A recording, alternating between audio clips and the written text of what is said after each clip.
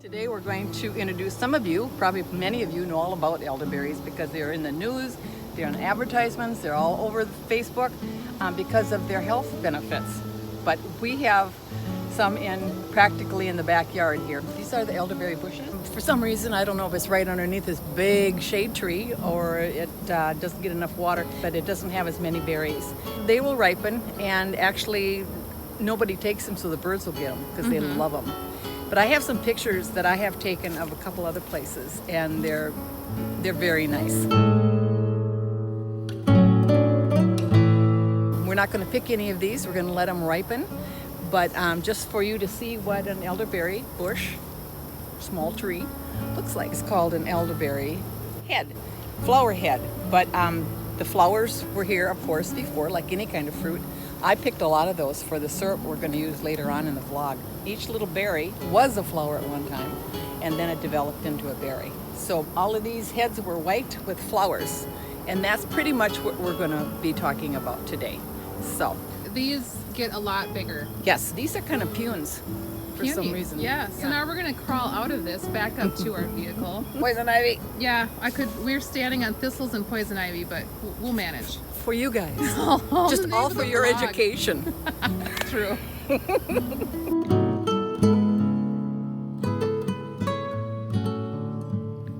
So welcome to my deck. This is everything elderflower, elderberry from what we can come up with. My mom is going to talk about some history of what she learned, and then we'll talk about this stuff. But we just thought this was such a pretty visual. And then we're going to make a elderflower drink a little bit later. Well, so what do you got, Mom? The concoctions that we're going to come up with are pretty much the same that the Romans came up with. Thousands of years ago, they used this. And all throughout history since then, and then it got really popular again in the Victorian times. They had their little aperitifs. So one thing I found out also was that when the Victorians, and probably the Romans too, and people in our age, they serve a little bit of this before a meal because it whets the appetite. I found out that a little bit more drier and a little bit more sour the concoction is, the more it whets your appetite. So then you have this little tiny drink before a meal, and then you are hungry. So that was kind of interesting. Okay. Well, then we'll come all the way from the Victorians to World War II. There was an organization called the Women's Institute, and it was in England. And what they did is they went throughout the countryside picking chokecherries, elderberries, brambleberries, all of these berries they were getting from the countryside, and I'm sure they grew some in their gardens too. And they came together as a group of women while the war was going on to make jams and jellies. And from those they would either sell them at little sales, and the money would go for the war effort, or it would go to a spot where it would feed the troops. So anyway, from World War II, we'll come to my mom and my dad and my aunt and my uncle. I've talked about this before. Most of the women in my family preserved food by canning it in jars, doing it in a hot water bath so that there was a vacuum, so it was preserved for up to 2 or 3 years. And that's what my mom and my aunt were doing with elderberry juice. They were making jams and jellies. So with the elderberries, along with many of the wild fruits, they grew along fence lines and also railroad tracks. And my mom and my dad and my aunt and my uncle, none of them were spring chickens. They would go walk along the railroad tracks because they already spotted the white flowers. They knew where these were, and they picked and picked and picked and picked and picked and picked. And then they would bring them home and wash them, and then they would take the little berries off the very ends of their stems and clean them again and either make them into jam, or my aunt would preserve the canned juice for me. And so she would hand me a quart of elderberry juice every so often. And at that time I thought, this is nice.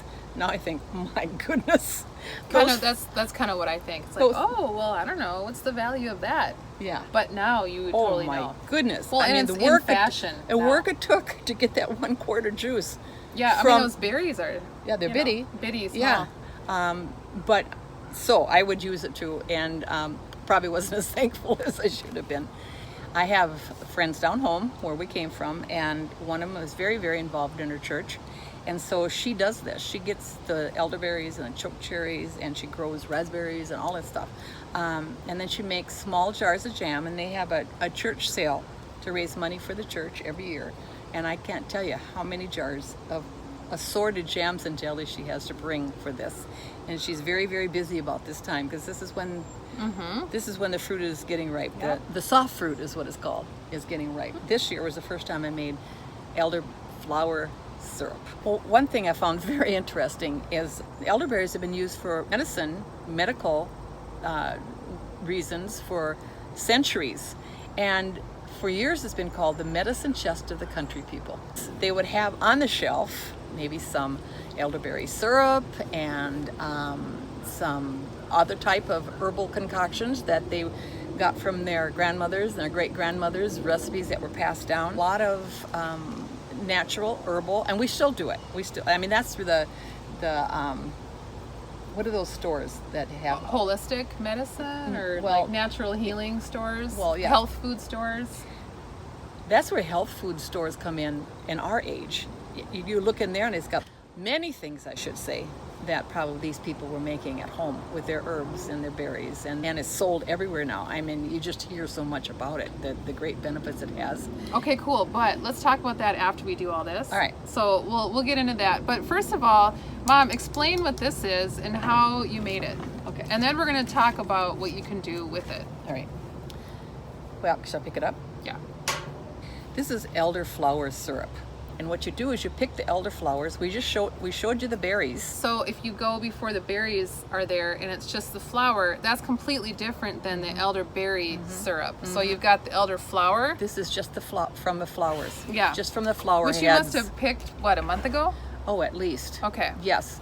So my granddaughter picked a whole bag full of these, and we washed them really well.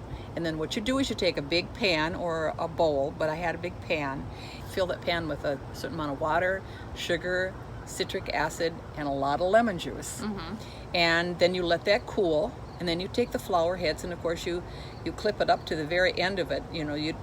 So they're still whole. You just don't have that long stem. And then you put them face down in this concoction you've just cooked up. And I weighed it down with a plate and some canned goods on top of it, so all the flowers would be immersed in it. And it has to sit like that for 24 hours. Oh, wow. You take all the flowers off, you throw it away. The English would say you sieve it through. Cheesecloth or a sieve, and you end up with this. It's a very strong, a different taste, but I'm starting to really think it's quite wonderful. Yeah. And so what we noticed is you can buy a lot of things are elderflower now. So this is a tonic that you can put in with like a more neutral tasting gin, and it says elderflower tonic. And you definitely need a neutral gin because it's very strong. And the pine taste of gin, if it's very piney, and that's quite a concoction. There's another one. It's elderberry jam. That you just made. So this is the elderflower, that's the elderberry. Yes, as you can see. Did you make that last year? No, somebody gave it to me. Oh, actually. very nice. No, we're not going to make a gin and tonic. It's too early in the morning, right, Mom? So we're going to make a non-alcoholic thing. And we went to a restaurant that they had a really nice patio out back last Friday and just printed their menu out. And down here, they have a drink called the Elder Green. And it's got... Well, you know what? Let me just go get the stuff and then we'll make it. And then Mom's got some more information for us because she's that good. Okay? All right. It's got ginger beer right here. And then ginger beer is non-alcoholic. Your elderflower syrup, club soda. And then I just made this homemade lemon sour, which is basically a simple syrup with about a cup or a cup and a half of lime juice and lemon juice combined. Good. So, we have no idea what the proportions are. Put the ice first. Yeah. Okay. Put maybe a tablespoon. Between Go a ahead. teaspoon and a tablespoon. You're gonna do that one. And you might want to add more. All of this is to taste. Well, we have no idea how to make this because we didn't even have this at the restaurant. We had other things, but Right. I thought, wow, you know what? If we're gonna do a vlog on elderflower, elderberry, so I would imagine you could That's do good. that. Yeah, probably. Got the ginger. Yep. And then I would do this next. This? Yeah. Another third. Or a third. That's probably good. Good. Okay. This is the dilution. Is that a word? Yeah. Dilution. That's good. Is it really good? Yeah. Perfect. See what we think. Oh, cheers.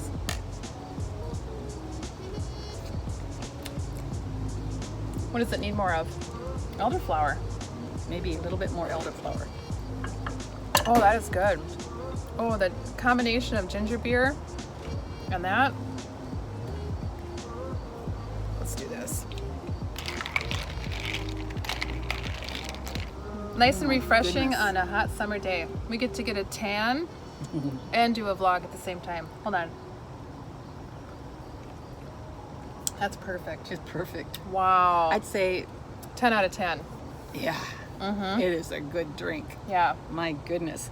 Who Thank needs you. alcohol, right? Right. Thank you, Downton Abbey. Oh, yeah. So let's talk about that. I've been reading a blog about Downton Abbey. Actually, Highclere is what The castle. the castle is really named, and it belongs to Lady and Lord Carnarvon. And anyway, she is a businesswoman. She is a writer, and she sends you a story every Monday. And one of the blogs, this was her recipe, actually Downton Abbey's recipe for many, many years of elderflower cordial. All right, so tell us about your information on the health benefits, because we were thinking of making elderberry syrup. We were thinking of waiting to go pick the berries when they were ripe. And then I looked on YouTube and I discovered there's just so many recipes already. Why bother? So if you guys want to do it, or you want the recipe, there's some really, really good videos. Like, why is it so popular? Why can you get like gin flavors or tonic flavors of this? It's all the rage because It's the flavor of the day. But it has legitimate health benefits, and the berries contain vitamin C. Well, the flowers do too. Vitamin B6, iron, vitamin A, potassium. It's just loaded. antioxidants. Antioxidants. Yeah. You can't consume it without cooking. So along the roadsides, I mean, that's where a lot of them are. Look to see if you can find the bushes with these big kind of almost flat, big flower heads. White or elderberry bush. Keel. Okay. Okay. So I have a question. What about the people who don't have you making this stuff in their life? Can you buy this stuff? I'm sure you can buy it, but I've never seen it. Have you ever seen it anywhere? I've never looked for it. Yeah. Maybe I didn't either. Maybe you weren't looking at Maybe I all. wasn't I looking. wasn't looking. Because Yeah. you know what? You don't have to, because you can make all this stuff. Yeah. Yeah.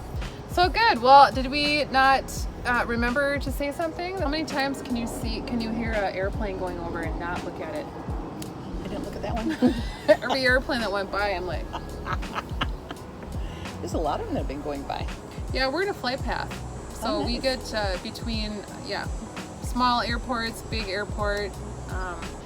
Hope this was interesting and maybe a little educational for you.